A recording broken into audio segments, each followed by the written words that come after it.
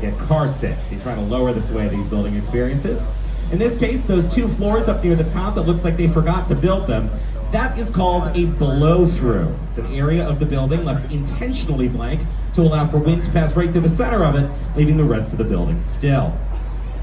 Now, a moment ago, I welcomed you to downtown Chicago. If you were talking to a Chicagoan and you said, hey, I'm going downtown, we would know where you're talking about. It's where all the tall buildings are and where the business district and the cultural district are. But we don't really call our downtown downtown. Chicago has a north side, a west side, and a south side to the city, and downtown is only down if you're up on the north side. And so we call our downtown core the Loop. It gets that name from the circle that the train tracks make over the main part of town. There are 77 official community areas here in Chicago, as defined by the city. They're actually floating through two different ones right now. Over on your left is the Loop, and on your right is the near north side. Each of those community areas throughout the city are then divvied up into neighborhoods. So there are well over 150 places around town that Chicagoans call home. Our next building is going to be up in front of us on the right-hand side of the river. It's got that white facade with the clock tower up there at the very top. That is the Wrigley Building. The Wrigley Building was completed in 1924, and when it opened, it was the headquarters of the Wrigley Company. William Wrigley made his millions selling chewing gum, and he built himself a pretty little office tower here in the banks of the Chicago River. This building is in the Spanish Revival style of architecture. If you've ever been to or seen pictures of Madrid or Barcelona, you might think that this building could fit in on those city streets. And it gets its unique white facade from the 250,000 glazed terracotta tiles that make up the sides of the building. Those terracotta tiles are stunning, and they are very difficult to clean. You can't use a power washer on the Wrigley Building. It will break all of those tiles. And so it is a job of a crew of people to scale the building and scrub the tiles by hand, which is a job I am simply thrilled I don't have. The building shares its name with another important Wrigley building here in Chicago, located up on the north side. That, of course, being Wrigley Field, home to the greatest institution of Western civilization since the Roman Senate, the Chicago Cubs. I'm a lifelong Cubs fan. I went to my first Cubs game when I was a baby back in and I shared that in common with my great-grandfather, who I was lucky enough to get to know. He didn't live long enough to see the Cubs win the World Series, but he never lost hope. He used to say, Dylan, anyone can have a bad century. He was an optimist. So you pass under Michigan, you are going to see a tall blue building with those letters on the side and the spire up at the very top. This is Trump Tower, home to the Trump International Hotel and Residences. Trump Tower is the second tallest building in the city of Chicago, standing at a height of 1,388 feet tall, or 423 meters tall. It was completed in 2009 by Skidmore, Owings & Merrill, chief architect Adrian Smith. If you stood Trump Tower next to the St. Regis from a moment ago, you might assume that the St. Regis was taller, because the St. Regis's roof is higher in the air than Trump Tower's is. There are a couple of architectural tips and tricks that you can employ to get a couple extra feet on your building. Architecturally speaking, a building is measured from its lowest level of public access up to its highest structural feature. If you look down here along the river level, you'll see those doors. Those doors are technically public access, which means that the building is measured from down here where we are, and not the street that the building is located on. And then at the very top is that spire, that's the pokey bit on top. That's just decorative, you can't go up into it, but it is structural to the building, and it gets you up to that height of 1388. Coming up on the right-hand side of the river are two buildings that you may recognize from films and TV shows set here in Chicago. Or, if you are one of my uncles from that Wilco album you like, they are the twin corncob towers of Marina City. Marina City went up in the 1960s. They are two of the most iconic buildings here in Chicago, and they also helped tell the story of this part of the city back in the middle of the 20th century. Back in those days, the Chicago River was, and this is the hydrological term, gross. It was filled with garbage, pollution, it smelled bad. People did not want to live in this part of the city. Bertrand Goldberg, who designed these two buildings, wanted to change that, so he put up these two corncob towers and he made them cities within a city. That's how he was trying to draw folks downtown. What that means is that if you were leasing an apartment up in the corncob sections of the towers, you had access to amenities like grocery stores, retail stores, an ice skating rink, a movie theater, a bowling alley, restaurants down here at the street level, and then down at the river, a marina. Nowadays, if you lease an apartment inside of a luxury building, you would expect to find all sorts of amenities like that. But back in the 60s, when these two corn cobs went up, that was totally revolutionary and completely changed the way that people around the world experienced apartment living.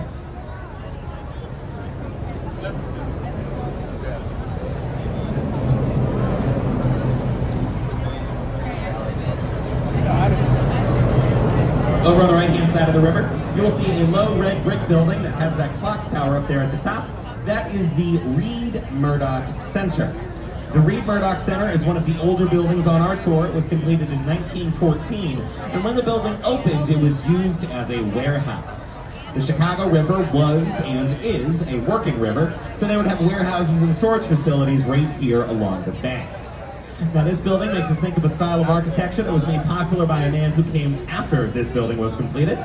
Frank Lloyd Wright was a Chicago area architect who was inspired by the Midwest. He thought that our low, long horizon lines and our bright sunrises and sunsets were absolutely stunning. He built in the Prairie School of Architecture. This is a Prairie School building. You notice that the building is much lower than the other ones nearby, and it has this long facade that's hugging the riverbank that kind of makes you think of our horizon lines here in Illinois. And the bright red brick makes you think of our sunsets. Now, I am of the humble and unbiased opinion that the best way to see downtown Chicago and to see all the buildings down here in this part of the loop is to take a Shoreline Sightseeing River Architecture cruise. Well done you, A+ if you get it down all by yourself.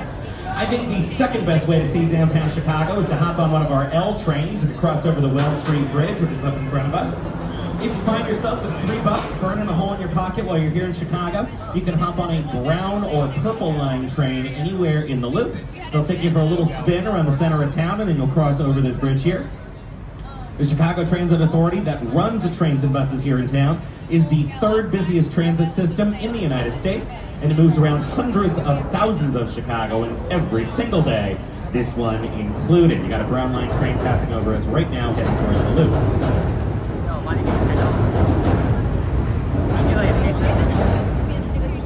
Over on the right-hand side of the river, you will see a giant gray Indiana limestone building with those vertical racing stripes made the inset windows into the facade. This is the Art Deco masterpiece of the Merchandise Mart. Merchandise Mart was constructed in 1929 for the Marshall Field department store, and upon its completion, it became the largest building on Earth, a record it would hold until the completion of the Pentagon, just outside of Washington, D.C. This building stands at 25 stories tall. There are over 4 million square feet of area inside, over 7 miles of hallways. It has 43 elevators, its own stop on the Chicago L, and until 2008, it had its own zip code. 1929 was a terrible time to be doing major building projects here in the U.S. because of the oncoming Great Depression and Second World War. Folks who built that building had to sell it in the 40s to pay back some taxes they owed. They sold it for less than half of what they had paid for it. We just entered a part of the river that we call Wolf Point. Welcome to Wolf Point, everybody. This is where the main branch of the Chicago River that we've been on so far this afternoon meets up with the north branch, which is over on your right-hand side, and the south branch, which is down on your left. If you're thinking like a historian, you may ask yourself the question, why is Chicago here? Why is the third largest city in the United States here on this part of Lake Michigan and not anywhere else? And the answer is very simple. It's because of the river we're on right now. The south branch of the Chicago River carries on for quite some ways, and it gets very nearly close to the Des Plaines River. But those two rivers do not naturally connect. Here on the Chicago River, we're connected to Lake Michigan and the rest of the Great Lakes watershed. And down on the Des Plaines, they are connected to the Mississippi River and then eventually the Gulf of Mexico. So for thousands of years, Native American people and later the fur trappers who came after them used what is known as the Chicago Portage, or the Chicago Portage if you are feeling French. It's an area where those two rivers get mighty close together. They're only about 6 miles apart. You can take your boat out of the water you were on, drag it the 6 miles over to the other river, plop yourself down, and get to a whole new part of the continent. People kept doing that and doing that and doing that, and eventually Chicago started to sprout up. Now, this portage would become important later in Chicago's history. As I mentioned before, the Chicago River used to be gross. We used it as our dumping ground. The meatpacking industry that was based along the banks of the river used to throw all their gunk and garbage out into the water, and the sewer system used to empty right into the Chicago River, and all of that would float out into Lake Michigan, where Chicagoans get their fresh drinking water. Oops. So in the late 1800s, the U.S. Army Corps of Engineers came to Chicago to help save us from ourselves. They did not do that by cleaning the river. They dug a canal that connects the South Branch down to the Des Plaines, which literally runs downhill. So once the canal was mostly completed, gravity started pulling water away from the South Branch and permanently reversed the flow of the Chicago River. You are currently floating on the only river on Earth that flows away from it. Decided to embrace those curves. If you look up near the top of the building, you'll see a parabolic curve that matches with the arch down here at the bottom. Gives the building its unique shape and its nickname, the Hot Pocket Building. If you look down on your left-hand side, you got a stunning view of the river with the architecture on either side. Sort of looks like the Grand Canyon of architecture over on your left. You're also about to have a Green Line train passing overhead on Lake Street. Over on the right-hand side of the river, you'll see a building with a Y-shaped base. Looks like a mechanical pencil or a knife's edge down here at the bottom. This is 150 North Riverside. 150 North Riverside also has Amtrak and Metro trains running down beneath it. That's why it has to cut in over on the right-hand side of the building. Here on the riverside, there is a city ordinance that says that you cannot build within 30 feet of the Chicago River. That's to allow for future Riverwalk facilities to be constructed. But that city ordinance is only good for the first 100 feet in the air. After that, Chicago says, go nuts. So as you look up on the side of the building, you'll be able to see the reflection of the most beautiful tour group in all of Chicago.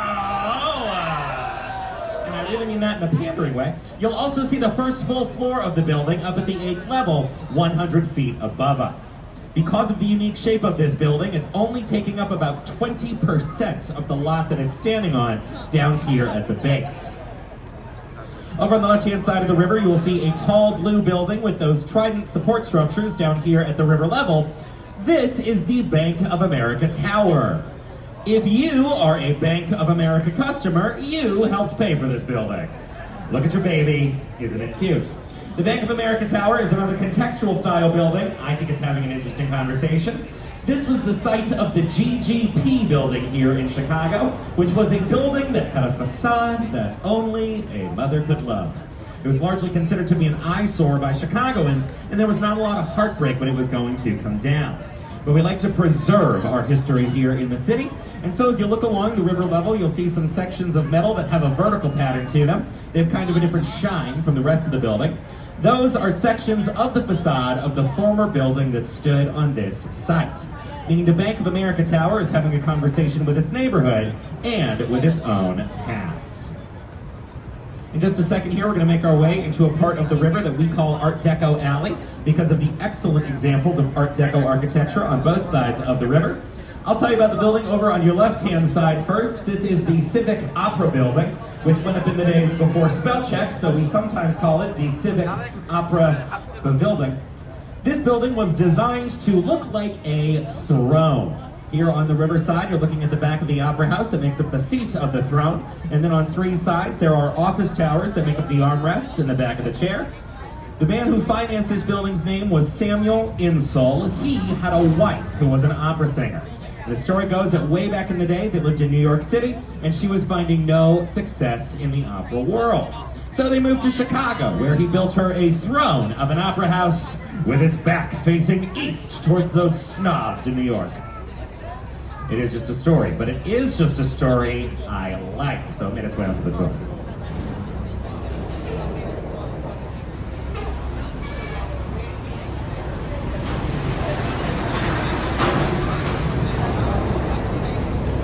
Going to take you on a decade by decade look at some Chicago modernist buildings.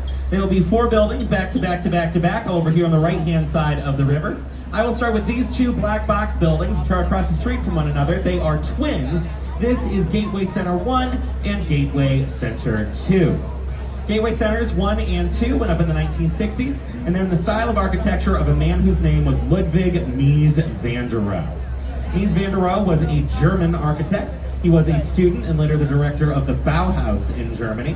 He left Germany just before the start of the Second World War, and he ended up in the United States where he ran the Illinois Institute of Technology's School of Architecture, which is located down on the south side. Now, Mies van der Rohe built in a style that we call black box modernism. You will never guess where it gets that name from. What you're meant to be looking at here on these black boxes are the structure of the building, the impressive water's surface. If you've been in town for a couple days, you will have learned that Chicago's weather is intense and unpredictable. Earlier this week, we were up close to 100 degrees with the heat wave that we just had come through. And just about 4 months ago, we were down close to negative 30 degrees Fahrenheit with the wind chill, which was just charming. And so they have to keep the river surface agitated during the winter, otherwise the boats would freeze in the water. The rest of the Chicago River regularly freezes throughout January and February. Right up in front of us, you will see a tall pink building that's got that blue crown up at the very top. That is 311 South Wacker Drive. 311 South Wacker gets its pink hue from the pink Texas granite that makes up the sides of the building. And that blue crown is filled with thousands of LED lights. If you're hanging around the loop later tonight, you can find this building very easy in our skyline. Just look for the central section of that crown to be lit up nice and bright and white. Now, they do that light show throughout the year, but they do have to dim the lights a couple times a year. That's because when they started doing that display, migratory birds would get confused and think that 311 South Wacker was the moon. And it would make their migration significantly shorter. So to help our avian neighbors get to where they're going, 311 South Wacker, along with other buildings nearby, dim the lights throughout the spring and fall. Over on the right-hand side of the river, you'll see another Art Deco building. It's got those vertical racing stripes made by the inset windows into the facade, which are leading your eyes up to the statue on the top of the building that looks a bit like the Oscar Award. That is the Chicago Board of Trade building. Statue up top is done by John Storrs, and it is of the Roman goddess Ceres, who was the goddess of the harvest. And the first thing they traded on those trading floors were grain futures. It may feel far away here in the big city, but Chicago is only about an hour, maybe 90 minutes tops, from farmland that goes on in Illinois and across the Midwest. When the building was completed, it was the tallest building in Chicago, a record it would hold for about 30 years. It is currently home to a very popular lobby bar. Chicagoans know and love that lobby bar from their very stiff pours, or so I have been told.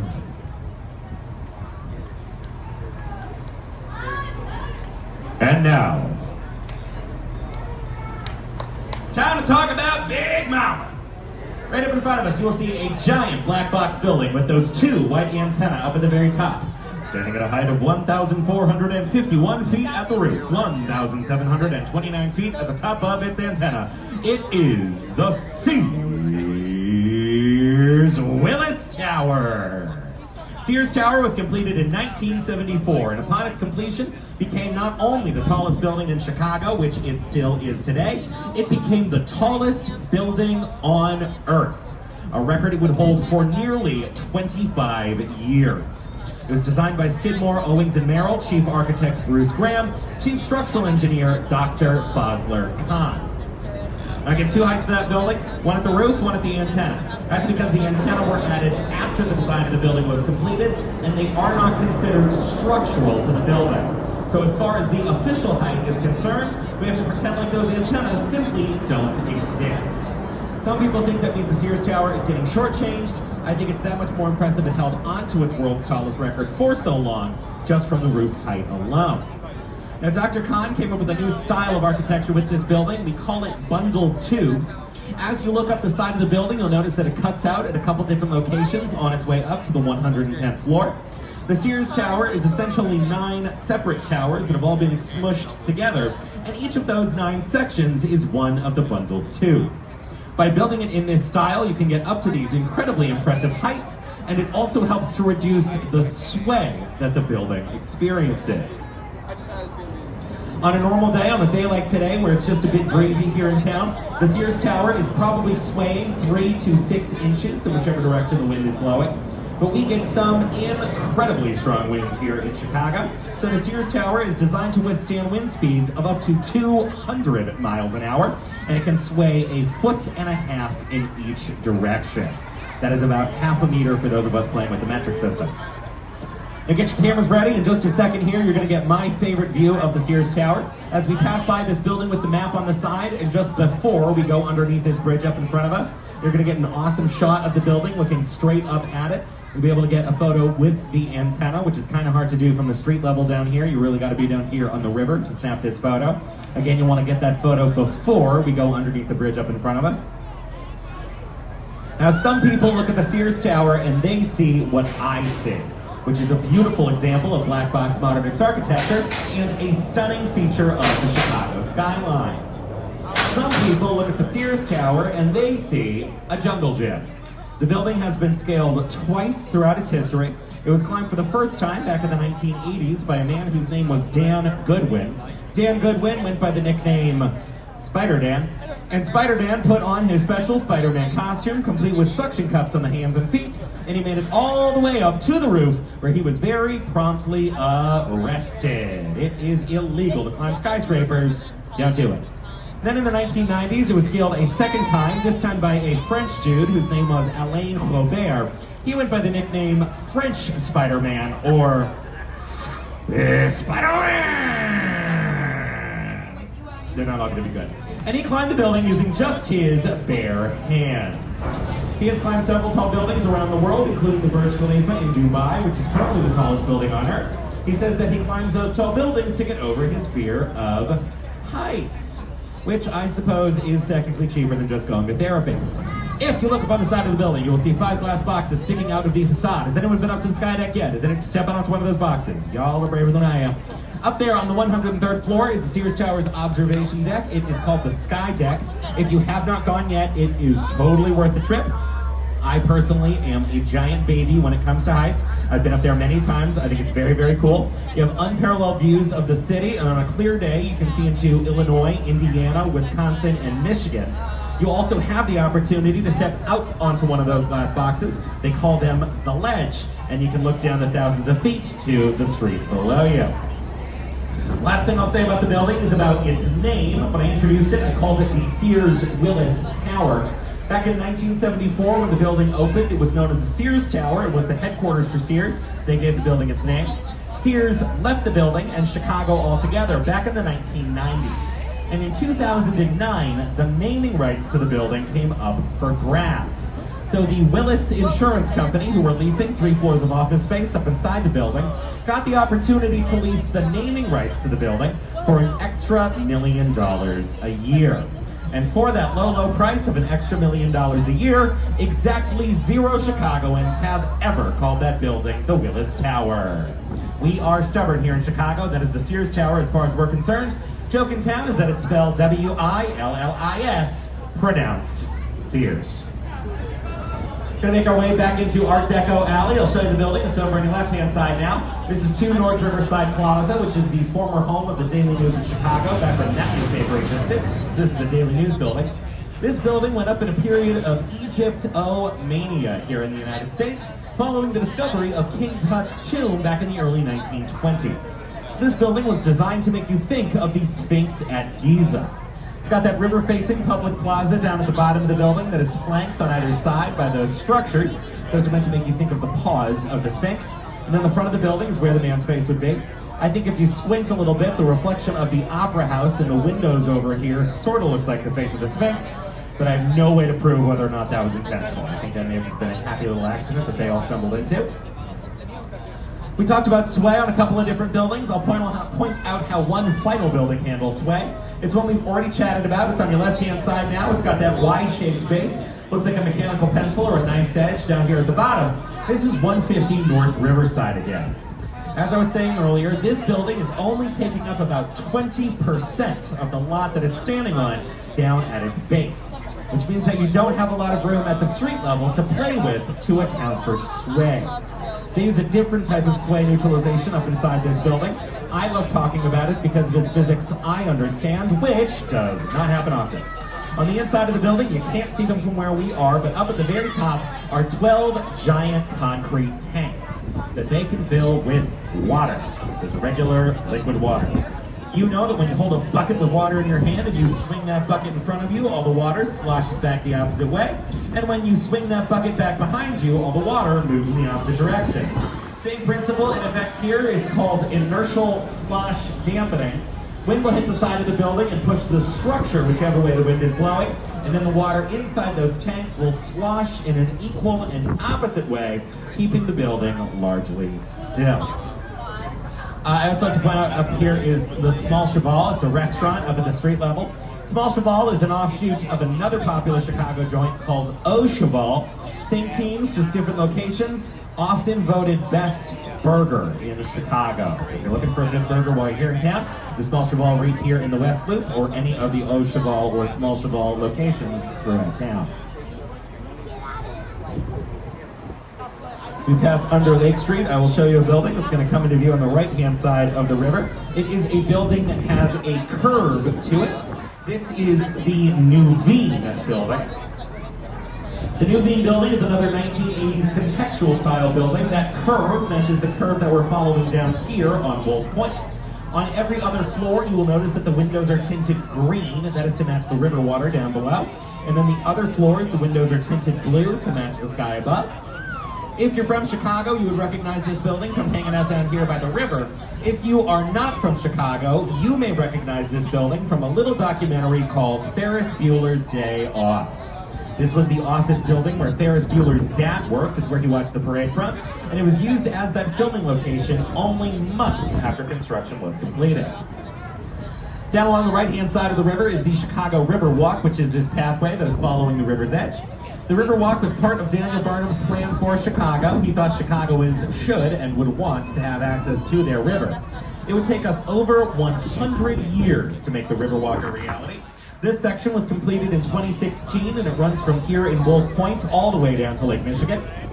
Now, even before the River Walk was completed, Chicagoans spend plenty of time down by the river. We use it as one of our major gathering grounds here in the city.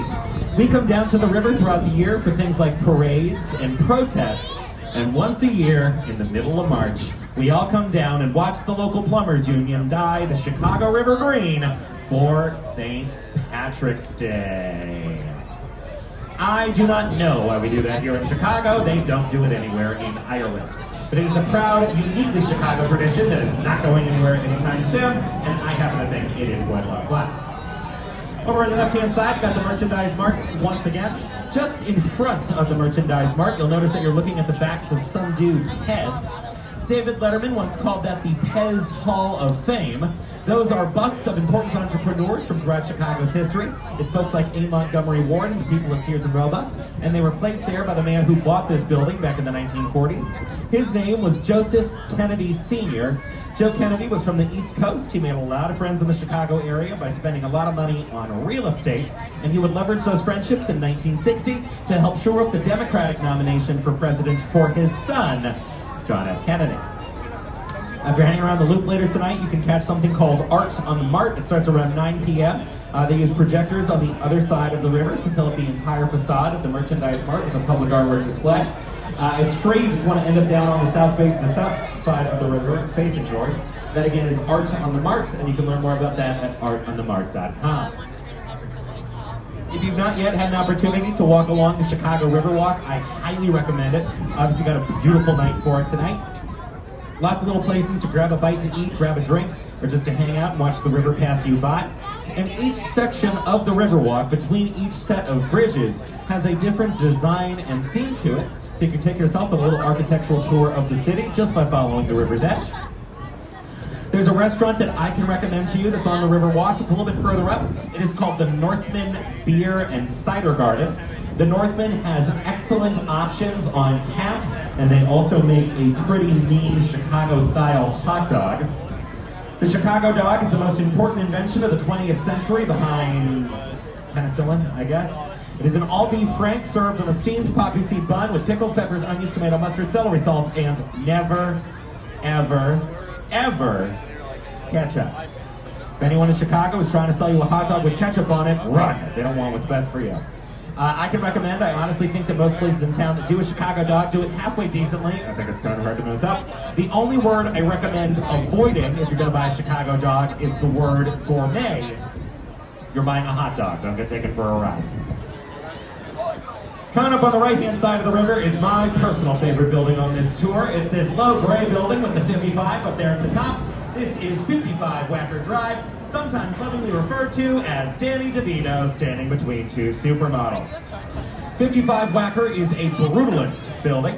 Brutalism sounds angrier than it actually is. It's from the French phrase béton bleu, which means raw concrete or rough concrete. That's what you're looking at here on the sides of this building. I think of brutalism sort of like black box modernism turned up to 11. What you're really looking at here is the structure of this building. It's just been brought out a little bit closer to the street side with that concrete. Not everyone loves brutalist architecture. I might be on a team of one. That's okay if I am. You just met the mayor. I think some people don't love brutalist architecture because it was the unofficial style of the federal government for about 20 years. So there's a lot of courthouses and DMV, stuff like that are housed in brutalist buildings. Up in front of us on the right-hand side of the river, beautifully catching the sunset here this afternoon, you'll see a green building that has that gold feature up on the very top. That is the Carbide and Carbon building. Carbide and Carbon went up during Prohibition here in the United States when the sale of alcohol was federally prohibited. The building was designed by the Burnham brothers, who were sons of Daniel Burnham, that guy who published the plan for Chicago. And the Burnham brothers did not agree with Prohibition. They thought it was a silly idea. And so as a little bit of a Rockefeller salute to the folks in Washington who came up with Prohibition, they designed the Carbide and Carbon building to look like a giant bottle of champagne. The green terracotta tiles that make up the sides of the building are meant to make you think of the green glass of a bottle of wine, and that gold feature up top is meant to make you think of the foil on a champagne's cork. That is real 24-karat gold up on the top of that building, and it's been hammered down to be about half as thick as a sheet of plastic wrap. The building is home to a lovely little rooftop bar called Chateau Carbide.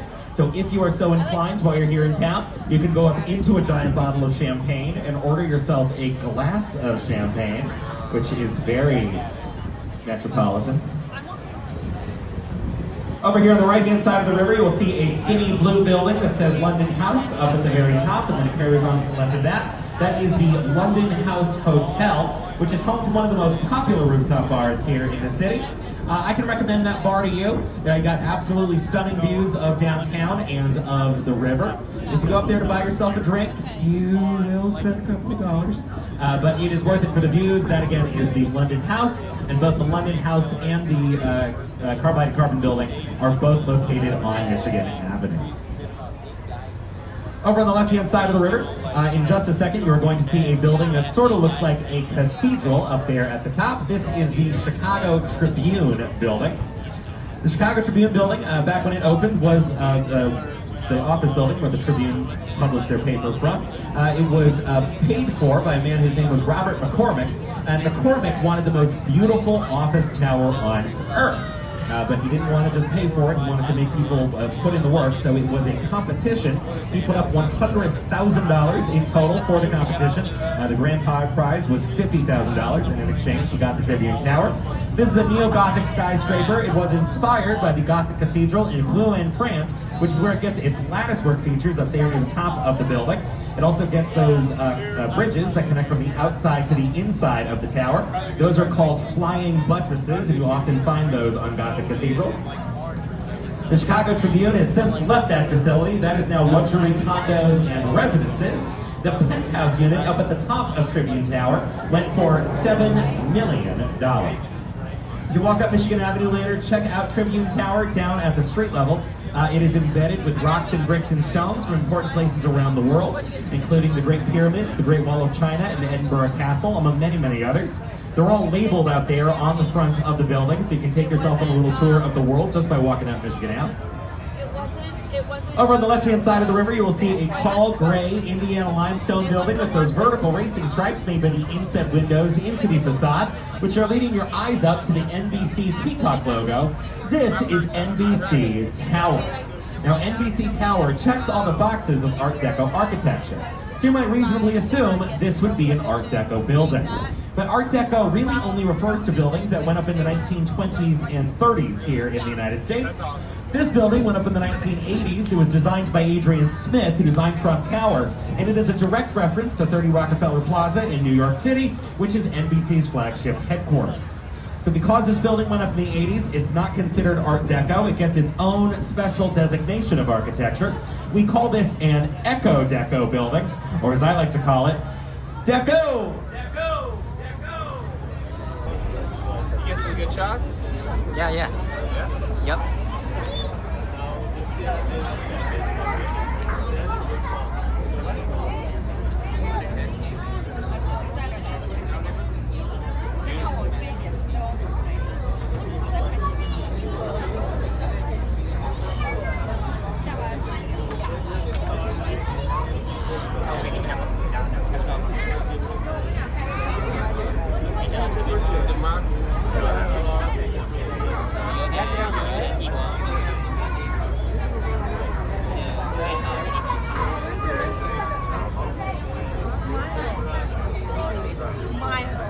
Seats. I'll give you the last couple pieces of information, last couple things, just to wrap up our tour here this evening. I do need everyone